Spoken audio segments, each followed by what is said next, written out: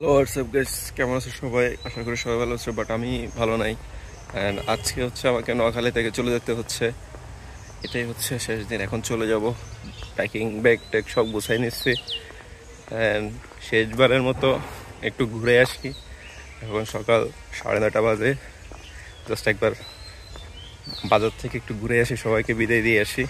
And আজকের blog এখানে শুরু করা যাক। অ্যান্ড ব্লগটা সিটিজি মানে চিটাগাংয়ে যাওয়া পর্যন্ত চলবে। অ্যান্ড আমার সঙ্গেই থাকো।